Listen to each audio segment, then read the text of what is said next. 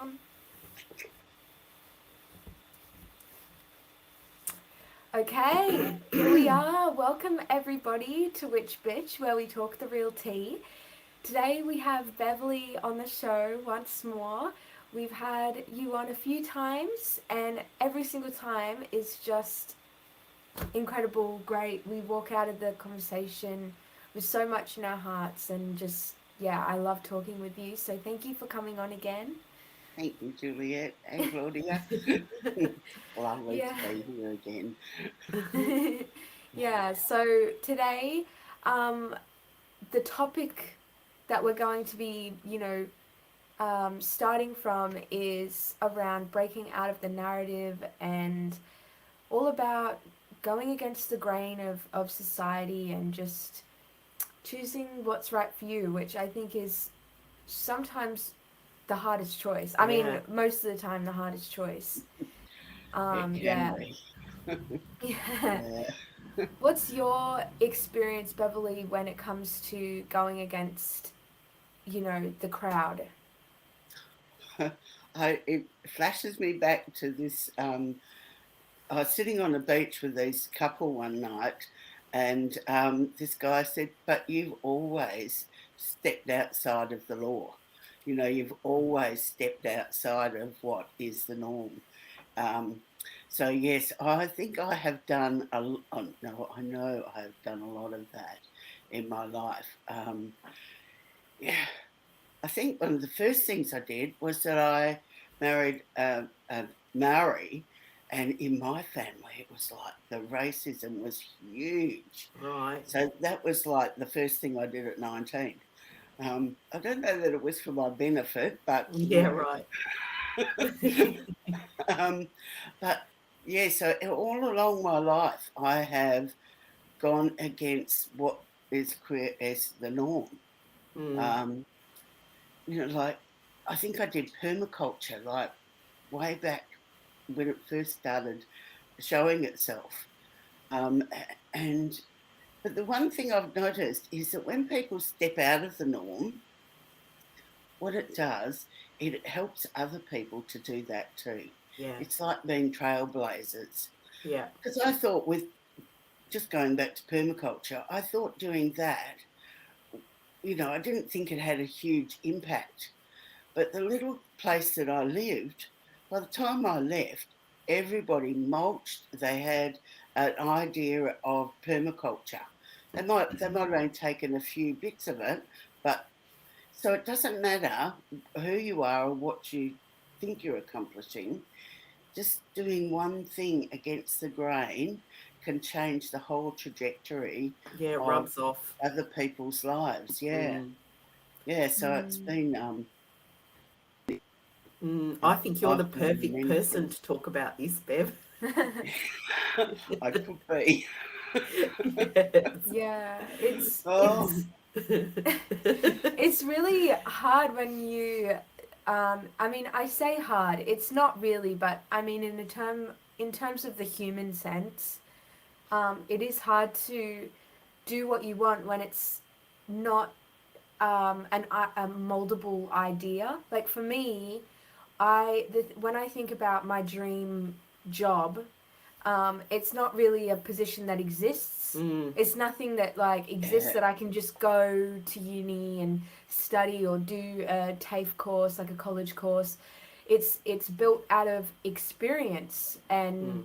and the actual life stuff, and maybe a course in school here and there would help me, but there's nothing I can do where you know I do one course and then I'm sent out into the world with this qualification and that gives me the right to do what I want. I mean, it's the world doesn't exist for people to go against the narrative. Like at least society doesn't exist for that. Well, not the traditional sense of studying, put it that No. way. mhm, But I think that is the way of the future. I see people giving their gifts to the world, their personal gifts, whatever that is, that fingerprint of their own, and being compensated for that. Mm. That's what I see as the way yeah. of the future. And people And like Juliet, actually, it takes time to yeah, get that. because your life experiences are accumulation of what your gifts are. Yeah. Yeah. Mm, Yeah. yeah, Yeah, because so I've that's how you've built your career, isn't it? A little bit. absolutely, Yeah. yeah. Because, I think it said in the introductory that, I'm quite connected to the earth. Yeah. So permaculture was like the perfect place for me to start. Yeah. It Mm. helped me to look at the world and at nature in a whole different way. It was Mm. quite like I lived out in the wheat belt, so sometimes it was like so dry and. Ugh.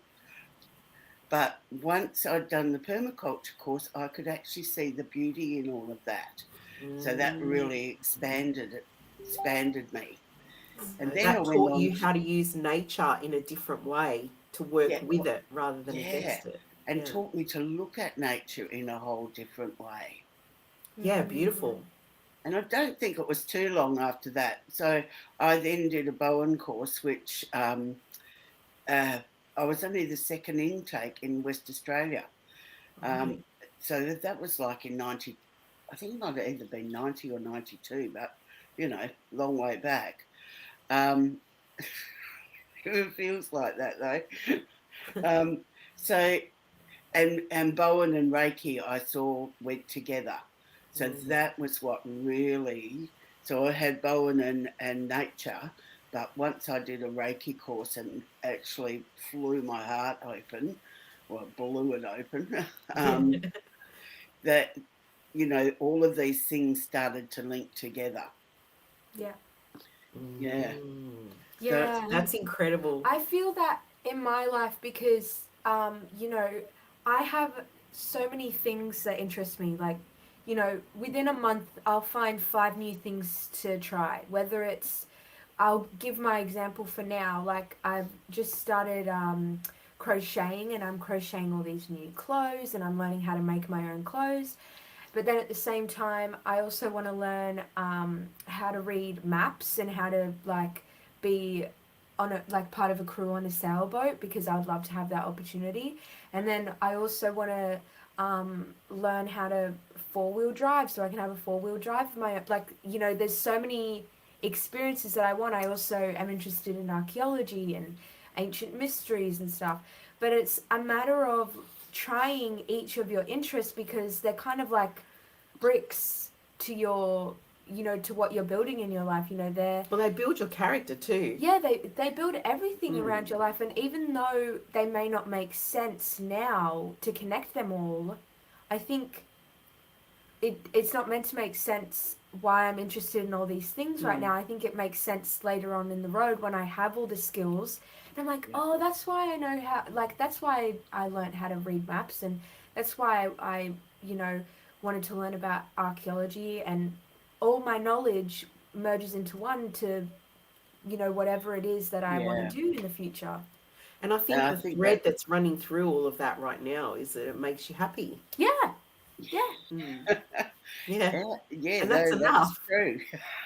It is enough, and sometimes you can find those little nuggets in it, and you take that piece with you. It's like the building blocks Yeah. of your life, really. Yeah. Um, yeah, I just go. Uh, it's an interesting concept, thinking about all of the things that I've done and how it all rolls into where I'm at now. Yeah. Um, I think the biggest thing that I did that stepped away from the norm was I was 55 and I was quite set up. I had my little house and I'd been wanting to get a new washing machine and a new bed, and I got all of those things on my list, ticked them all off, Yeah. and suddenly my heart goes, "You have to move to New Zealand." It was like this. Oh my God, oh, really? So I actually went to New Zealand twice before I committed myself to actually going. And so then I sold all my beautiful new things and Wow. moved to New Zealand. I was there for 9 years, but the growth that I had there was like I arrived as this naive Aussie who thought she could just step into New Zealand and it'd be like going to my brother's house. Yeah. But actually, it wasn't. It was like going to a distant cousin's house. Yeah, And right. you didn't know the rules. You just didn't know all the things that, the way they lived. Mm. But boy, it taught me humility. It taught me that what I bring as my own gifting was actually a lot. Yeah. Um, so it cemented who I was. No, cemented's not the right word because I'm still learning and I'm still malleable. But it really it put what I knew into more of a form. Yeah, right. Mm, Yeah. yeah. I have a similar story. Not well. I lived in Perth. I went to Perth and lived there for 7 years, and that was a huge learning curve for me. Because that going to Perth was like living in a different country. Because the Okay, with slower pace, the cliquey friendships. It's like a big country town there, and because it's so far away, you have to be a little bit more self-sufficient, and it's just a different attitude in yeah. Perth than it is on the East Coast. But what happened for me when, because I was flying for Qantas for a long time, for over 20 years, and when my dad got sick, I cared for him. I gave up work for a year and I moved in with my mum and dad, and I cared for my dad when he was diagnosed with motor neurone disease. And I used to help my dad with getting in and out of the wheelchair and help lift him and instruct people on how to lift him and things like that. And I learned how to use all the machines to help him in his day to day life. And one day, my dad said to me, and this was so huge for me because it made me realize how little my parents knew about what I was doing at Qantas, and also that how much more respect that I had gained from him, because he said to me, how do you know how to do all this stuff? Because I didn't have to be, once somebody showed me how to use the machine, that was it. Like I could do it. Yep. And he was gobsmacked by how um, knowledgeable I was in taking care of him. And I said to him, Dad, this is what I do at work. Like, this is my job. When someone with a disability comes onto the plane, I have to be able to look after them. We're trained at Mm, Qantas to do this stuff, to use machines, to be able to transport people to and from the toilet in a very confined space, things oh, like that. And I used to, when I first started at Qantas, I used to take people from the check-in area to the plane. So I was used to using wheelchairs and all sorts of machines. And he was like, I had no idea. I just thought you served tea and coffee to everybody. I had no idea about this side of your job. yeah. And it came in so handy for me in looking after him because it made everything so much easier Yeah. for Mm, him. yeah. And things like, he would be sitting in the chair all day long, and how uncomfortable that would be for him because he had no muscle. He couldn't, Yeah. um, because Can't his even muscle wiggle. density was gone and his use of his muscles was fading very quickly. He used to slide down in the chair. By the end of the day, he'd be like slumped down like this. Oh, And so I was trained to notice things like that yes. and to say, Dad, right, we need to lift you up and we need to get you sitting properly again. And he would be like, oh, thank you. Like, because he never wanted to say to anybody, oh, can you help me? Yeah. So to have me around who could say, all right, I see this happening to you, let's fix it, was a godsend to him, Yeah. because it meant that it took a lot of the burden off him to have to ask for help. Oh, and it's so difficult for the older generation to ask for help. Yeah, It's like like it they've been really was so, yeah, it was a massive change in dynamic yeah, for us, me as his daughter and him as my dad, for me to be his carer. It was a very huge shift in dynamic between us, mm, where he felt like now he's the child and I'm the parent, but I was very careful to always treat him like my dad, and okay, to never yeah, take on that parent role with him, yeah, and to always respect him and ask permission and keep him in that pocket in our relationship, because it was that I knew that was really important to him. yeah, yeah, because you don't want to take anybody's dignity away from them, No, do you? no. And that's what happens when you lose control of everything. You sort of feel like you've lost your dignity. Mm, Yep. Yeah, exactly. And all of the training that I had at work, yeah, I helps you to, used in that yeah, situation. yeah. Well, I think that's the same for me because I started as working behind the bar, Yeah, but I right. learnt how to listen to people, you know, and in my role now, I am actually a master at listening to people. I'm going to own that. Yep, that's an Yeah, awesome, awesome gift. yeah.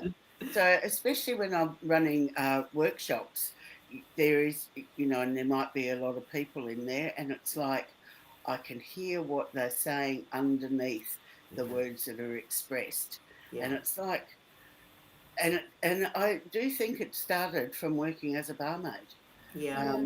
just because I listened.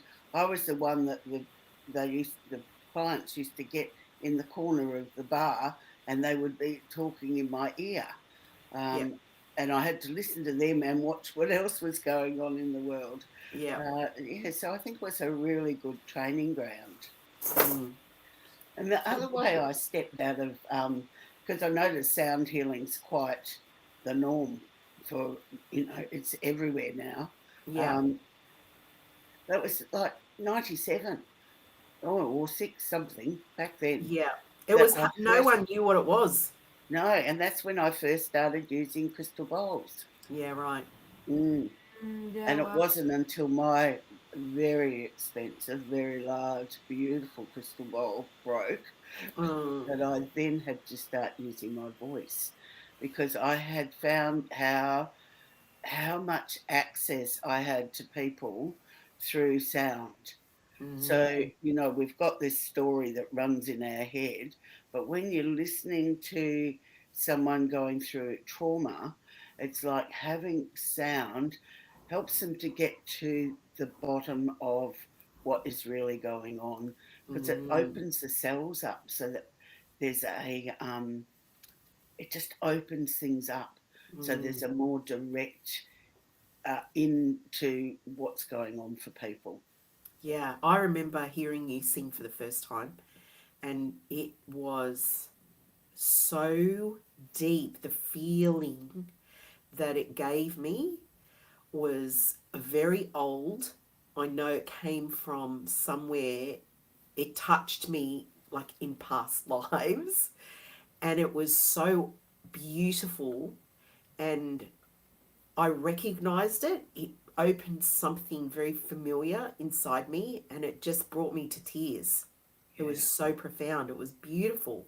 Like your voice is something so unique and so powerful. It was so powerful to me, and to this feeling that I had inside me when I heard you sing. It was incredible. It was so beautiful. Cute. Mm, Yeah. It's and I think that starts with like the permaculture and yeah, actually right. getting very connected to the earth and Yeah, being able to bring the voice of mother through for people to remember. And it helps people to remember who they are. Mm. There's a workshop that I run called Tree Wisdom, which I have an initiation process where I connect people to the harmonic realm of nature. And I know the first one that I did, this uh, woman from Russia turned up, and she was actually quite difficult for me to understand. Yeah, right. Anyway, she turned up, and she was an accountant. She had this very, I don't know how she got to me really, but she had a very a very controlled way of being. It was like, anyway, she came and she did the True Wisdom course, and from that, she sold her most magnificent home that she had and bought a block of land and started a forest school, Wow. because she then recognised the absolute need for children to remember their connection to nature. Yeah. Yeah. And not only did she start the school, because she could in New Zealand and do it just, you can do all sorts of things over there you can't do in Australia. Yeah. Uh, but she went through the education system and got it. Um, I can't remember the word. Some days words disappear out of my head. But she got it approved by the education department. Yeah, right. Yeah, so the fact that she then had her connection to nature, but she also had her right brain that knew, or left brain that knew exactly how to go down that path of the administration, and created this beautiful forest school. Wow. And they do years 1 to 12. And that came out of your sound healing? Yeah. Well, it came Wow. out of using sound and my connection to nature to connect her up It to spoke those to her. things. Yeah, Yeah. it gave her Mm. that gift and that message to go and do this other Yeah. thing with her time and with her money. Yeah, Yeah. wow. And actually, that Amazing. is what I love to do for people, is to help them access those innate gifts that they have in them that they've been squashing down for a Yeah. long time. It's like, Yeah. Yeah. okay, how can we bring those gifts out? And I know there's a lot of people all around the world that I've helped do that, Yeah. because uh, because that's what sound does. Mm, It accesses, it bypasses the conscious mind, goes directly into the body, so yeah. that the body then has a response. Yeah, it felt to me like your voice was speaking to my soul.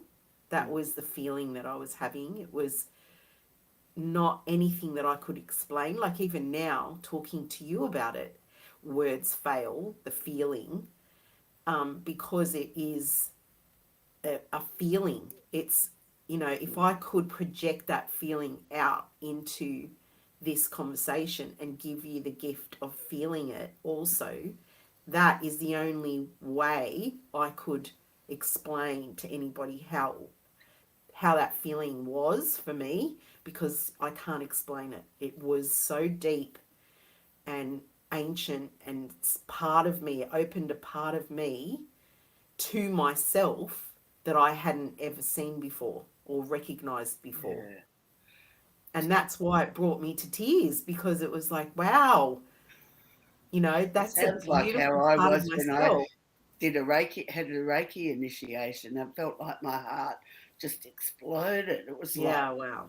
oh my gosh, there's more to this world than, being a housewife and a mother. And Yeah. yeah, it was like there was definitely a huge opening. Um, Mm. yeah, so that's beautiful that my sound could do that. Yeah. And it was, I had never experienced a sound healing before. Oh, And okay. yeah, so that was new to me Yeah. and unexpected also, Mm. because I was like, oh, this is interesting. This is going to be different for me. And then it was like, it blew me away. It was like, wow, like that's getting in there. It really gets in. Mm. Yeah, it does. It definitely gets in. Um, maybe I could bring through a little bit of sound. Yes, please. I would Yes. love that. Yes, yes, Yeah. yes, yes. Yes. Okay, we'll just have a little water.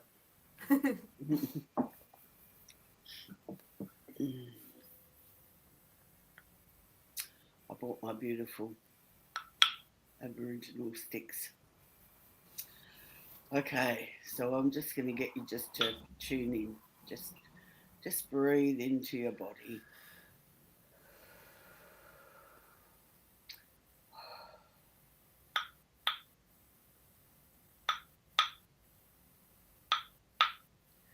Just acknowledging the presence of the guardians of the earth.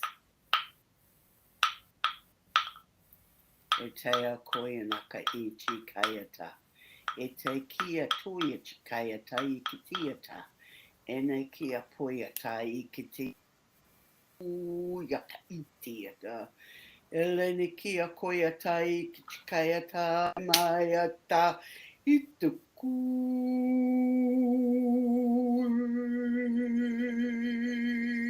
Tio taiku na tachikaya tai tu.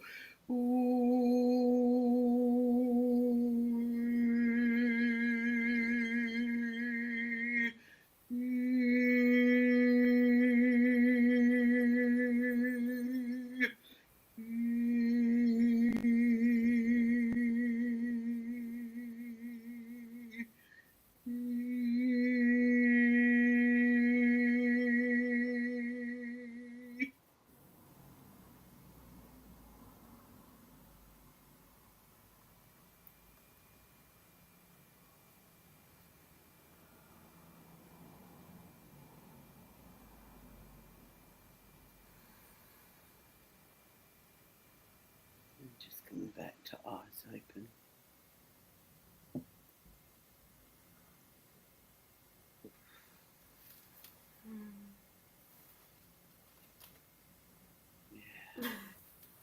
Wow, I've got such a warm spot right here.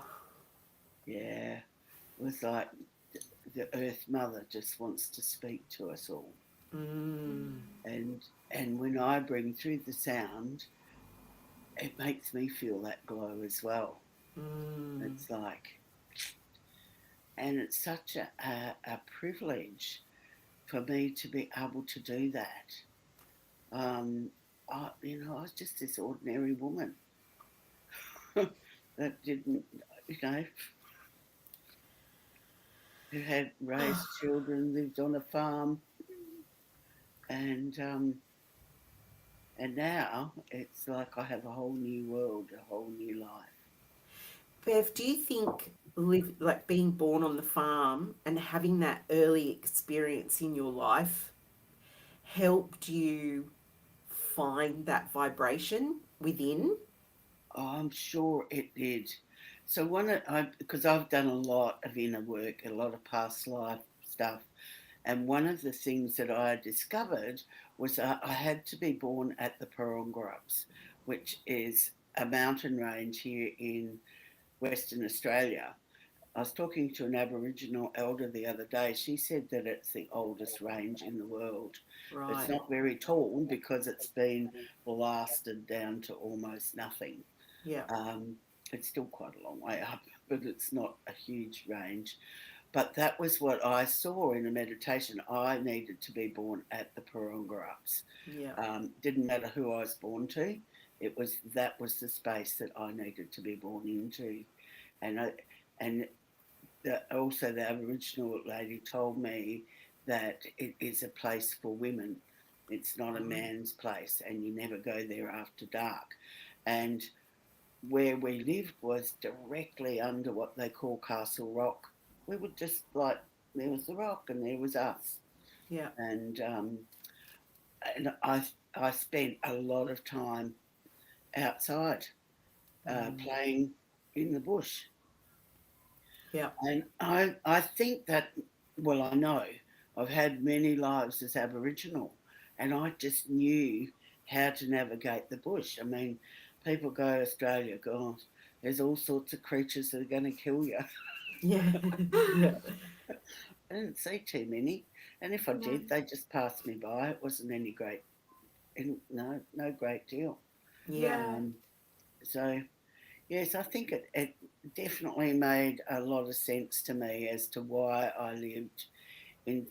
So the Porongrups was when I was younger. When I was older, I was living out Lake King Newdigate, which is sort of like in the wheat belt area, and much more remote than say the Porongrups was. Yeah. And it really brought me into contact with the land and to Yeah. really understand the difference in the seasons. And that's when I discovered all of the Aboriginal lives that I've had. I just knew, and it's hard to explain Yeah. how you just know these things. When you sing, I feel like what it does for me, it starts to open up those memories, Yeah, and it starts to help me to connect with that old, because it feels ancient inside me. Like it feels like I can access feelings that are very, very old. yeah. And so it's like the start of opening up that world, that memory of past lives for me. And it's like a reminder of who you are. Mm, You know, we do, yeah, you know, we sometimes need to be reminded yeah, that we're very not true. just these little beings. Yeah. Yeah, I know personally when I was younger, we had a different house in a more natural space. Like there was bushland across the road from us. We had a river, and bushwalks were only a 3-minute walk away. Like, yeah, Yeah, and I would grow up going on these bushwalks, and it really does connect you so much deeper within yourself. Like as a young girl, I was still very much scared of nature when I was young. Um, and just the I, bugs and stuff. yeah, but nature in general. Right. Uh, and, but I was never afraid when I was actually in nature. It was when I was not in nature that I would think about things and make up stories, and then I would get scared as a child. But the yeah, second that I was in nature, I was totally The experience was very okay. different. And I realized so I've recently had a big breakthrough. I'm actually low key thinking it might have been a Kundalini awakening. If do you know what a Kundalini awakening is? Mm. It's like where you, for anyone who doesn't know, it's like a type of awakening where you awaken your innermost self, like your true self, but it happens very quickly. It's not something that kind of you build to. It's like, oh wow, that was a really big moment, and now I'm me again, and I feel so much more connected to that child version of myself. yeah, And I see myself doing the same things when I experience fear. I only ever experience fear when I'm not actually in my fear. So, for example, um, dentists or doctor's appointments, I'm very scared of the medical system. And I'm actually facing a lot of those fears now, um, as it's come up for my healing journey. And I'll be scared thinking about the dentist or scared thinking about the doctors, but when I'm in the doctor, I'm totally fine. And Mm. I'm facing these, like, some of my lifelong fears throughout this journey. And, I've spent so much of my energy growing up afraid of this one thing. And then, like, last month, I faced this huge fear of mine. And it was like, oh, what was I fearful for? yeah, it's It's I like, mean, was that it? it definitely wasn't a pleasant experience, but Mm. it You wasn't could worth handle it. all the energy of 20 years of getting so frightened of this Yeah. moment. Mm. Yeah. So I think so. Sometimes our fears are so connected to other reasons, like there will Yeah. Yeah. be something that's really deep And that's what I like to open up in people, is why that fear is there, and let's see how we can disperse it Yeah. without having to get through all of that, to be able to go, oh, okay, so it's just a thought that created the fear. Yeah. Mm, Yeah. It yeah. really, fear really is an illusion. And I think coming into this life, I had many past life DNA memories Mm. Oh, we do, because yes. I don't have many like physical memories, not unless I tap into it and go and meditate. But yeah, it actually, like, looking back at my life, I was scared of so many things. I actually have a feeling that maybe I was tortured in a life, and that's what's coming up. Medically tortured. No, I don't know, but like tortured Oh, in a sense of my, especially around my mouth, because I hold a lot of fear around my mouth. Um, but I'm thinking that was in a past life, and it's come up for me to work through in this lifetime. But it's interesting because a lot of my fears are coming to the surface now, which I think is part of the awakening that I'm going through, you know. And anytime that I faced them, it was like, you know, it really was. I'm fine. I mean, I've got all my limbs. I'm healthy. You know, I'm safe. Mm. mm, It's the thing that scares me really is The unknown. letting them hurt me, letting them think that I'm actually giving them the power of my body, Yeah. of my fear, or oh, of my psyche. handing the power, Yeah. Yeah, handing your handing the power power. over to And I someone don't. else. Yeah, and I Yes. don't hand the power over because, you know, I'm in a place where I know my own power. Well, I'm And you're learning old my. I enough to don't know my own voice. powers, but I'm You're learning my own power. Yeah, and you're old enough to voice, like, don't do that. You know, like, that's not okay with me. And Yeah, to leave the room but if that's what you need to do. I don't think it's But it, about age though. I think it's about because I think it's about my life experiences and my spiritual Right. lessons that I've learnt. Because if I didn't have a spiritual awakening and I was still this age, I think I would have handed my power away, and that's really where the Yeah, fear right. lies, Yeah, right? right, right, right, well, right. So, if but you're in the dentist chair and they've put anaesthetic and you've got your mouth open, I'm sorry, you have your power has already been Yeah, taken away. It's yeah, like, what can you do while you're laying there? So yeah. it's like, it's having the trust in that person Yes, to yeah, be able to hand it over. It yeah, doesn't yes, mean you do it willy nilly, but it's like being able to trust that person to keep yeah. you safe.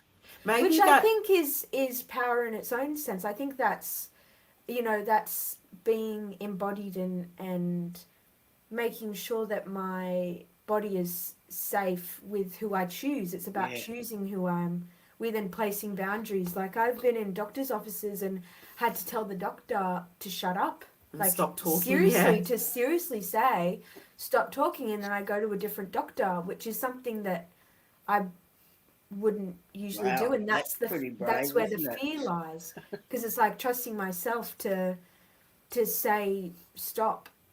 Yeah. And yeah, and every time I do it, every time that I have a fear come, I deal with it in the way that I feel I need to, and I walk away from that experience, and it's like, oh, I'm fine, because, you know, I walked away and I didn't trust them, I didn't believe Yeah. them. And that's mm, really going against the grain, isn't it? It's yes, like, Yeah.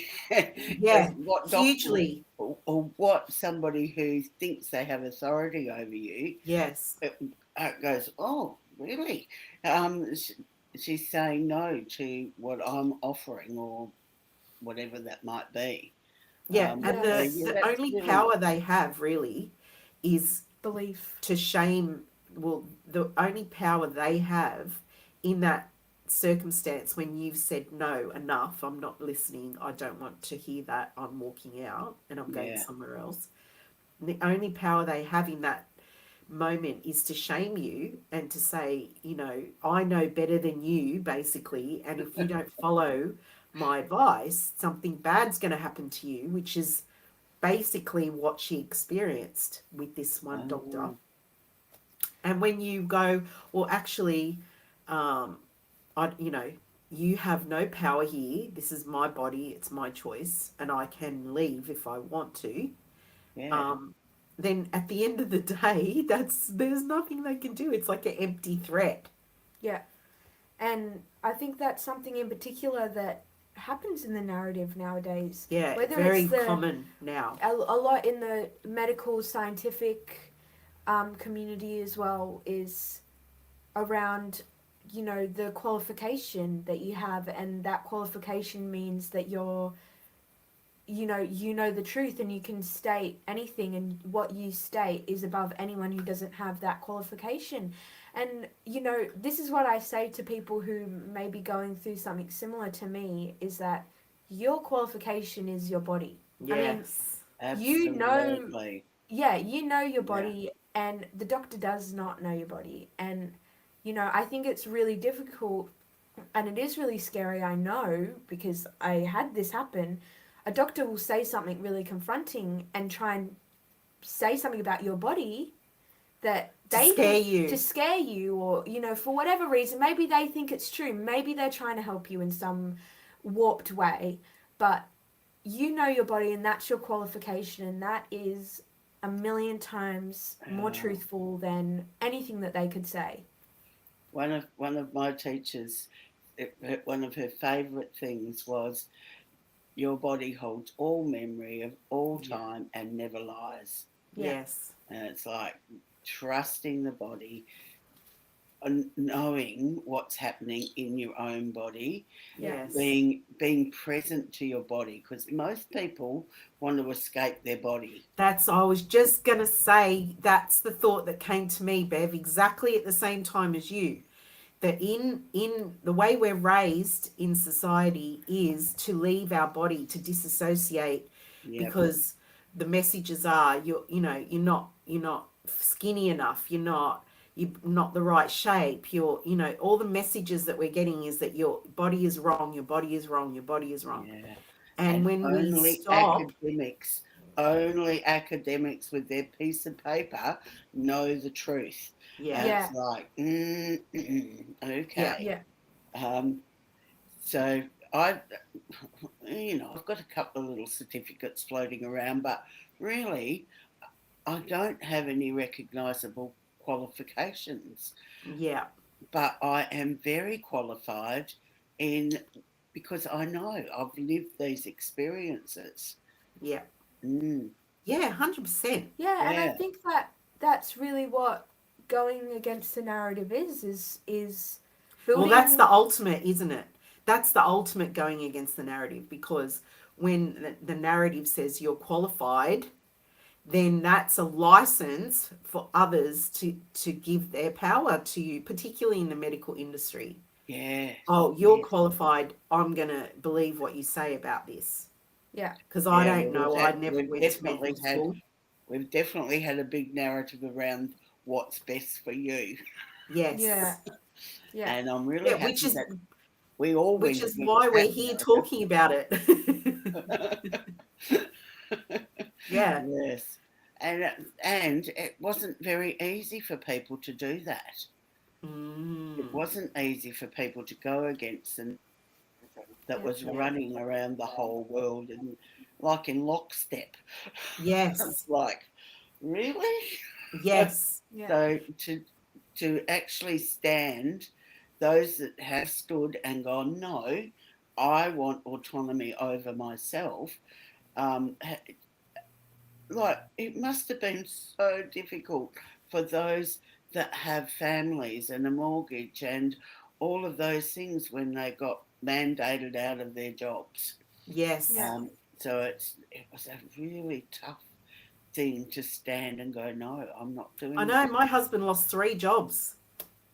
Yeah, Yeah. how? Even just for saying, even just for saying, listen, I don't know how this is going to affect me physically, so I'm waiting to see Yeah, what happens. I'm not running out and just believing everything that's being said. I have questions, and I want to take my time with this, And so people were like, oh, well, bad luck. See you later. Yeah. You know, So you don't have time. There's a deadline. And it's like, well, that's in itself, that rushing, you're rushing me into something that I don't understand and I don't know. And I want to do my research and I want to take my time. The fact that you're rushing me into something is like, no, I'm not going to be done. That's not going to not happen to okay, me. is it? Um, No.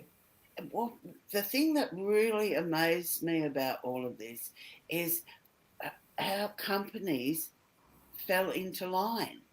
What Yes. was the inducement for the companies? Yeah, I'm pretty sure.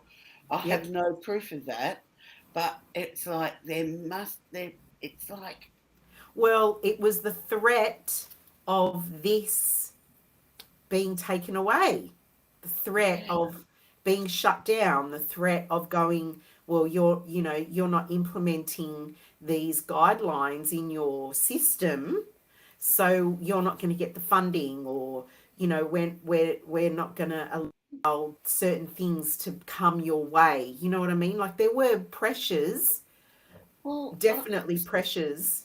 but I can't see why, say, Bunnings would have had that pressure. Why would they? What was that? You know, I those think big companies. possibly those places were maybe run by people who were greased a little bit. I don't know. Maybe Because I they don't know actually, either. I did you know you can go to Bunnings? I sorry. didn't know this. You can go to Bunnings and have a flu booster at Bunnings. You don't even need to go to the doctor. You don't need to go to the chemist. You can go to Oh Bunnings for no. your flu I booster. saw them set up in Bunnings. Ah, I saw them all set up in Bunnings car park to drive through. Oh, that would have been a lot of money to take over their car park. Exactly. Oh, okay, I get it now. There's favors done. There's like, Oh, if you yeah, do yeah. this for us, we'll do Sometimes that I'm for you. There's naive back to what really scratching. goes on in the world. Yes. Because in that system, right? Let's just take Bunnings for example. In that Sorry, system, Bunnings. in that system, the narrative is that we're providing a service to the public, and they have like a very strong and very good and wonderful connection to providing services for the public, such as fundraising and things like that. They have that's built into their business model, right? Yep. Bunnings barbecues, and you know, I volunteer for a charity that does bake sales at Bunnings and things like that.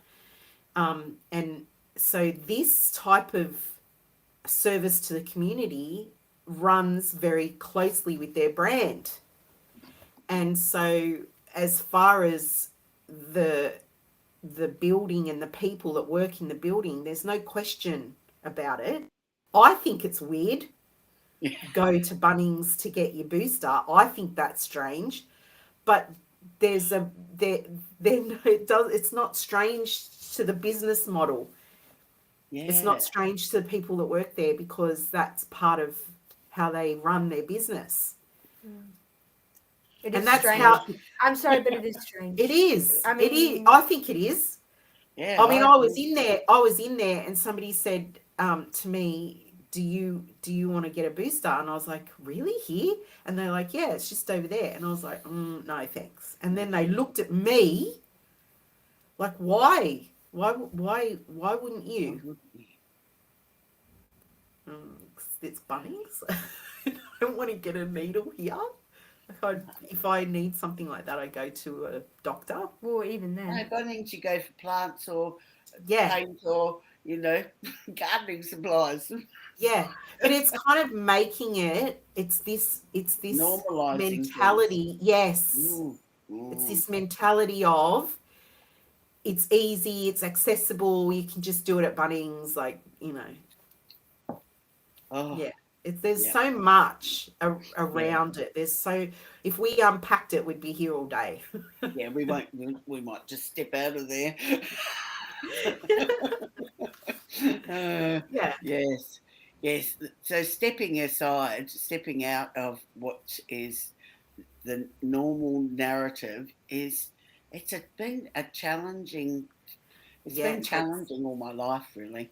it takes courage, because that look that I got when I said no thanks, I'm not getting Oh, my you get that every day. yeah, I Yeah, that look like you're crazy, like what's going I on with you? yeah, I was thinking about this just yesterday. Like every decision that I've made in my life has gone okay. Every major decision I'll say has gone against the grain of society. I've definitely chosen a very unconventional path. I left school very early on.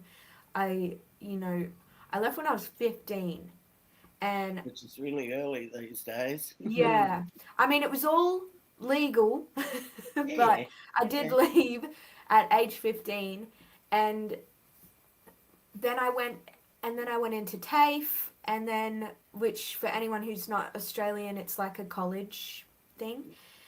And then I learned, I had no, and I was just trying new things. I was just trying different things, and Mm. then, you know, ever since that decision of leaving school, it's been a path of that no one's ever really experienced before. I mean, I went from leaving school to studying in TAFE, and then it was Lockdown, COVID and yeah. lockdown, and I didn't know what to do. And then we're out of lockdown, and that was supposed to be. I had planned that period of my life to be for traveling, and during that time, I didn't know what was going to happen. I didn't know the world was going to open back up for me. I thought that possibly I wouldn't be able to travel at all for the rest of my life. Even I was thinking, Yeah, and there was question marks around yeah, that. there was definitely question Ooh. marks, and I wasn't sure. And then it was over, and I'm like, oh, thank God.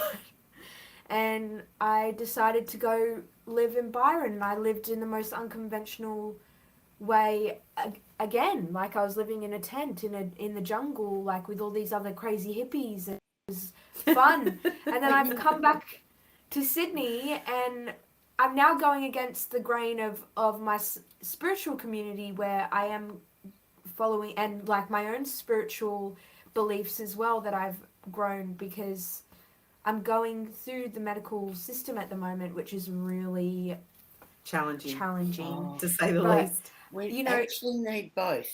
yeah, we Yes, do, That and I'm is the learning thing, that, and I yes, know. Bev. Yeah, and I'm Yep, learning that, and that's it's really good to go against, um, challenge my beliefs that I've built, because yes, I'm even seeing the ones that I've built through love, through self compassion, through spirituality. Even those can be wrong. yes. And absolutely. and it's Yes. not a one size fits all mold in life. No, It's you never can't an limit easy, yourself. yeah, it's never an easy path. Whatever you're doing in life, it's never going to fit your beliefs that you've built, because what's the point of life if you already believe everything, you already Yeah. know everything? You have to challenge yourself and go against what you think.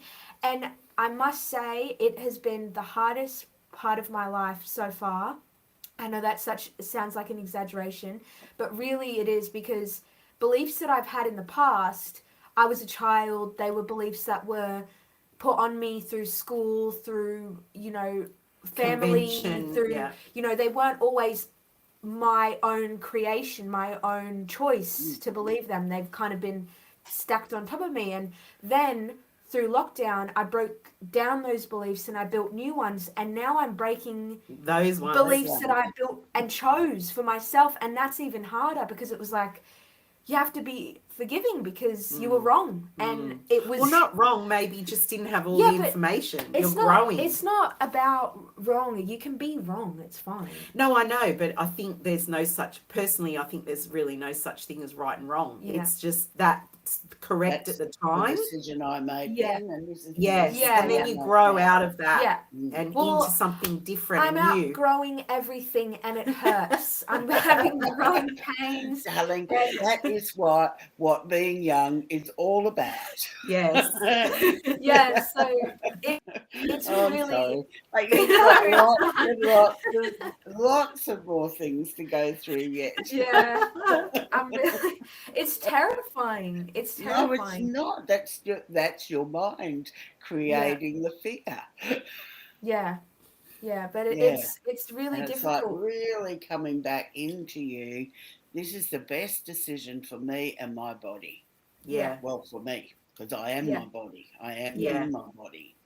And Um, that's And her body is speaking to her. She knows Absolutely. Yeah, there's certain things that the medical industry can provide at this absolutely. time to Yeah. make her, to prepare her for the life that she wants to live yeah. Mm, after this year. She yeah. knows that, like, she communicates with her body all the time. Oh yeah, Yeah. like I mean it's really hard because I feel um my dreams, I feel the life that I want to live is so close, but there's this barrier and that's what I'm facing right now because there's preparations, the life that I want to live is very nomadic. It's very, I guess, non-structural in a way. Mm. And I need to build certain structures up now Yeah. to prepare me. Like, for example, my teeth is one example. I have some getting my wisdom teeth removed and I've got to prepare myself because if I don't do that now, I do know in my body, I've asked my body, I've felt into this decision, I know that it's going to come up at a really inconvenient time Yeah. on my journey later on. And Yeah. I'm here, I've got a job, I've got a stable home where I can heal on my bed and eat ice cream and Yeah. drink smoothies and I have that, so why not use that to my ability while I have it. But it means that you Yeah. have to face it now. But it means I have to face it, and Yeah. I would much rather face it now than face it Alone alone. in a foreign country somewhere. Absolutely. And there's a lot of horror stories about having wisdom teeth out, Yeah, but I had mine out and I was at work the next day. So Yeah. it's like, everybody has a story Yeah. and that impacts us as well. So, Yes. it's like stop listening to everybody else's story yeah, and staying within ourselves. Yes. Mm. yeah. Because I had mine out and that was just bloop, bloop. That's Yep, it. done. Yeah. Yep. I did think I could go back to work the same afternoon, and that just wasn't right. Yeah, I'm no, very I'm resilient. I think I can do everything. yeah, and the Hmm. unknown is petrifying, and I feel so strongly, especially when you have orthodontists and surgeons, and it's also in part. Mm. I'm going through other medical things, and any doctor, they like to push their knowledge on you, and it's like Well, their stories and their beliefs, and I understand that they're doing it in a way. They're doing it because they think that they're helping you, and in the moment it's hard to have that understanding because sometimes it feels like you don't have choice, like they really try and distract you from the fact that you can say no to what they're telling you. Yes. It's a bit of a minefield. It Yeah, is a I little like, bit of a minefield. yeah, yeah, I like And the knowing doctor that I you've went got, to. like, going into a intimidating environment like a surgery or a dentist's chair and all of that equipment, Yeah, and feeling like you can sit in that chair and still have a say about what's yeah, happening to you. And because I think and I think that's what Juliet is talking about. It's like being in that environment and feeling overwhelmed by all the this thing's stuff, hard. and their knowledge and everything can be intimidating.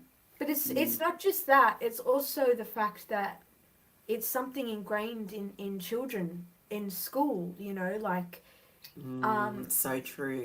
it's not a program that just happens. It's Yeah, so something that true. that builds over time. Like I know in school, the amount of programming around the medical system in literally in class, like learning about health and stuff, is all coming out in right now. Like I'm seeing all the beliefs, I'm Yes, seeing all so the true. programming, because it's not just something that happens, you know, overnight. It's heavy programming that keeps getting pushed. I mean, look at cigarettes. I mean, I know that's a bad example because yes, they are It's not proven. healthy. Yeah. I know, but like think about the fear that's instilled. It's just one example of, I remember being a child and scared to just be a secondhand smoker, like walking past Yeah. someone smoking. That's Mm, how it affects kids. Like Oh, I would hold your breath, like walking past, because you didn't want to turn out like the pictures that you would see everyone have on the cigarette boxes, because that's what I grew up with. I didn't grow up with the brand on the thing. Yeah, I the grew up pictures. seeing the you didn't pictures. grow up with the Marlboro Man. no, No, No, but we did. we And I did. remember my children being indoctrinated at school, and it's not a bad thing, but they were totally indoctrinated about how bad cigarettes were. yeah, And I was a smoker, and so was my husband. So they came home from school telling us off with what they had been. And I'm very grateful now that I don't smoke. Yes. But it was like an affront. Yeah. My 7-year-old's telling me what to do. Yeah. Yeah, like I was a smoker when I got married. I was smoking, and then after I got married, I stopped, and Spence stopped. But there's photos of us at our wedding, just candid things of us having a cigarette. Oh God, I've got Because the many wedding was a photos with me stressful with a thing. cigarette. It's like, Yeah, and I remember the kids going, "Mum, oh my God, were you a smoker?" And I was like, "Oh yeah, like I did, yeah." And but they were shocked. They were like, that was a belief system when we were growing up, was that it was cool to smoke. Yeah. The ads were so cool. "Yes, I'm Yeah. going to be sophisticated, especially if yeah." I have Yeah. a holder. Yeah, and it was peer pressure too. Like, because if there was a cool Oh, group at school that were trying it, you didn't want to be left out as Yeah. well. no, Yeah, I but didn't it's go against the grain then. Damn. No.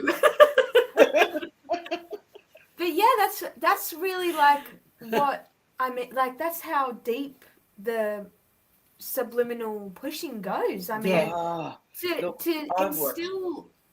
Yeah, sorry, you go, Beverly. I was just going to say, I watch television now sometimes, and I go, "Oh my God, look at that Yes. programming." Yes. When you can I do step the back same from thing. it, you go, "Oh my God, look what they're doing now. Yeah. Yeah, What's this instilling in people that are just sitting there mindlessly watching it?" Which I do Yeah. sometimes, I must admit. But yeah, but I am more aware of. Okay, God, there they are. They want us to have another booster. Like, what? yeah, Even when, anyway, we won't go there. yeah. Yeah, we could be here all day. It is just it's crazy to me. Like I don't know. Yeah. But, It's really well, insane. It's about anything that they want to push, and it and really who does is work on kids they? because they'll put it in school, like to the point. I really Oh, remember walking because the area that I had school in, there was a lot of smokers. Okay, there was a lot of smokers out on the street. There was a lot of I would see it all the yeah. time. Like I'd walk past Kids or dozens. adults? Sometimes kids, but Yeah. adults mostly. And I would walk to the station, and I remember any time I saw a smoker, I would hold my breath To walk walking past past. because of the programming of school of and the pictures I would always see. I was scared I was gonna get cancer or whatever from And the you laugh at from me, the second. Juliet. She Yeah, but has, I was a she, child. I yeah, was a child. I was a yes, child. but they're like, before you start to become conscious of what's happening around you and asking the question, what messages am I receiving here? Because that's now what I do is when, exactly like you, Bev, when you see a program happening on telly, you're like, what is this teaching society, right? That's what I do now. But before, I was conscious of myself and what was happening in the world around me, I didn't question.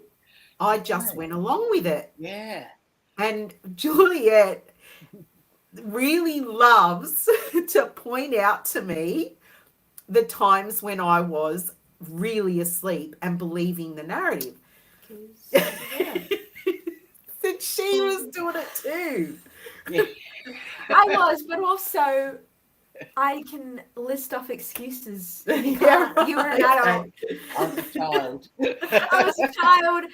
But we Well, are, really, I was a child too until I woke I up. was going to say, we Yeah. were all children. We just had never grown up to Yeah. take responsibility for ourselves. We were always handing it over Yes. to somebody or something else. And who was Yeah. Yeah. they? That Yeah. and they are putting this in. It's like this. It's like these drag queens shows that I they're. know. Oh. I know. And now there's this, Bev, there's this movement of people that call themselves MAPS, MAPS, minor attracted people. Oh, I heard that. Minor attracted people who are attracted to minors, to Yeah. young children. I'm not even. I do not even want to go there with that. I'm like, Yeah, that is, they're now speaking out into the well, public maybe realm. if they want to speak out, maybe we can start getting them moved off the planet. Maybe we can start them. That maybe if they start calling themselves that, it's putting it out there in people's faces, and they can Yes. go, they are the pedophiles that we don't want in our life, and that, Yes. and maybe they'll just make it so uncomfortable for themselves they'll have to disappear. Yeah, and I think it's very confronting. Like I've seen a couple of videos now. It's very confronting because the people who are speaking, they really are like you can see that that's coming from a place of truth within them, Mm. and it's it's like shocking to me that somebody would come out into the public realm and admit it. And admit But it. it's almost as though what's happened is the environment has become so comfortable for people who are of these divergent sexual Yeah, preferences that they feel that it's a safe, we're going to start normalizing it. yeah, it's a safe place now to admit. And Yeah. I don't know, I'm still going, is that a good thing? Is that like I'm in this place now No, of being a bit shell shocked and thinking, you know, what's going to happen from here? well, so one of the things I work with a lot is the shadow, Yeah. is people's shadow. So when that, for me, when that's coming to the surface, that lets me know that the shadow is rising, so Yes. that we can actually have a good look at it and Yes. own. And when it comes into our periphery or into our knowledge, looking at those parts within us that holds that as well. Because Yes. if we are one with everything, we'll have a little bit of that within us. Yeah. And some people have it, and they have more, but some of us have a little bit of that within us, and Yeah. so bringing that shadow out so that we can face it, so that we Yes. as humanity can face the shadow that has been running the planet. Yeah. You Yeah. know, yeah, because we all have those little bits within us that are Yeah. not nice, that we pretend that don't belong to us. So Yes. it's like when we can bring those up within ourselves, look at it and forgive ourselves. And, they may be parts from past lives, because that's an easier place to look than Yeah. actually owning it here. So a lot Yeah. of stuff I zoomed over there to past lives, but actually it's bringing it back to what's really present within me. You Yeah. know, and sometimes I have rage. The other day I had road rage, and then I realised, oops, what's that doing? Why is that coming out of me? I It's like, think how that to look this at is that. so important what you're saying, the road rage example is Mm. perfect because when that darkness, the shadow, rears itself, and Yep. you see, you go, here it comes, like it's in road rage right now, and then you go, okay, I recognize it, and I have a choice. This is the Yeah. part that's really important, is that you can see that part of yourself, you recognize it, and you know it's there, and that's okay. But then you get a choice. Yeah. Yeah. Not to act on it. Exactly. Mm. And that's Yep. the most important part, is that you know, yes, the shadow is there, not to deny it. Yes, we can see that we have that side of ourselves, Yeah. because as you said, Bev, we're all one. Everybody is a part of everybody else because we've all lived lives and lives and lives and lives, and we're all connected. But Mm. then you get to choose. And Once you've then you seen get, it, yes. you get to make a choice then. Yeah. That is true. Yeah. That is really true. The thing with, so those that are really playing out the shadow, a lot of them have had very traumatized lives. So Yeah. it's like then, when you said about you feel like you're back as a child, so Yeah. it's like then it's taking them back to remembering their divinity as a child. Yeah. So instead of punishing people for what they're doing wrong, it's like let's find a way to support them to be a better version of themselves. Yeah. So that they Mm. can make a choice that is more in line with their divinity. And they can, that they also have, they're conscious of where their where their patterning comes from. Yeah. Mm. When we're not conscious of where that comes from, it just blazes over.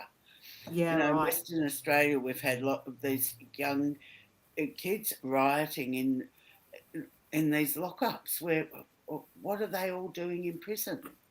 Right. There's they just these kids need support. Yeah.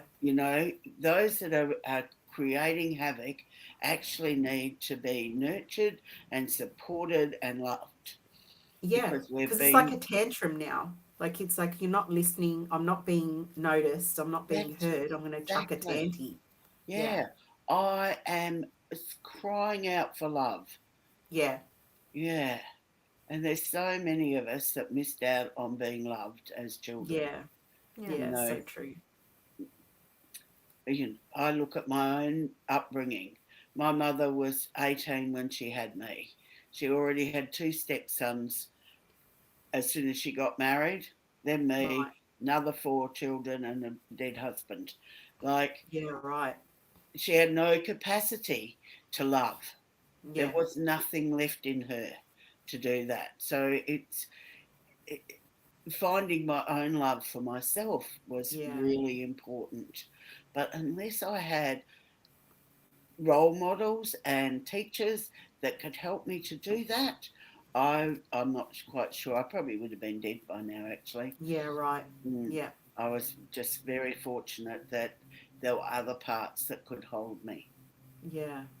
Mm. Oh, goodness me. This has been a journey in itself, this conversation. It's been like we've gone right round in the circle and we've come back to the shadow. And I think this is a really, really important place for us to have come Yeah, to talk about this stuff, because the the shadow side of what's going on at the moment can be it scared me a little bit. I be was like, oh, overwhelming. it's right in front of my face. Yeah, And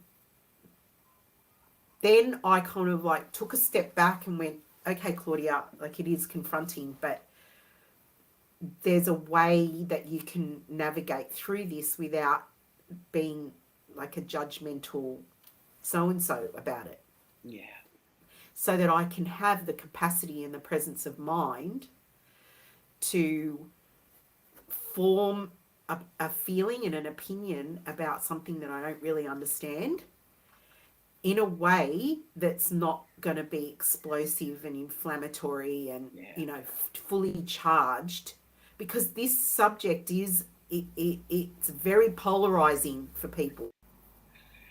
So And so to hear you speak about it, Bev, it's been great for me because it's helped me to really come back into that place inside myself of understanding, yeah, not yeah. agreeing with it. Traumatized people traumatize others.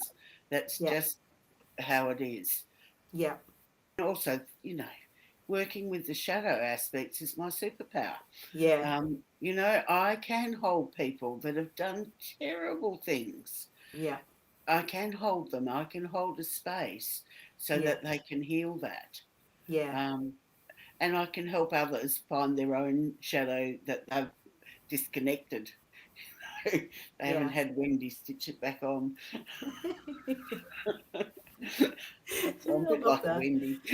Yeah, I love that. That's awesome. Because if we don't own our own shadow, then it's just out there. Yeah, It's like really floating around. claiming it, owning it. Yep, but I choose not to do that part. Yeah, Yeah. But I know that it's alive and well in me. yeah. Yeah. Oh, Bev, Oh, wonderful. Thank you yeah, for coming on today with us. you're Yes. welcome. I loved it. Yeah. And we will have you on again Oh, if no, you will come with us, oh, and definitely. we'll delve deeper into something just as Oh, relevant. yeah. Maybe I could talk a lot more about shadow because I do run, well, I haven't done for a while, but I used to run 9-month programs where people came one weekend a month. And each weekend we looked at a different aspect of shadow. Right. So Okay, let's that, do that. yeah. Yeah, so that Beautiful. was, and it was life changing for all those that have attended to it.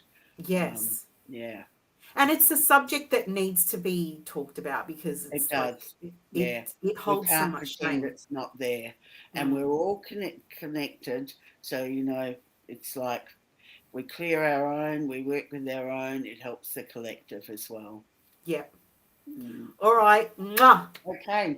Thank you, ladies. Thank you. Lovely. Thank All you. Thank right. you, everyone, for watching, and we'll see you Yes. next week. Yes.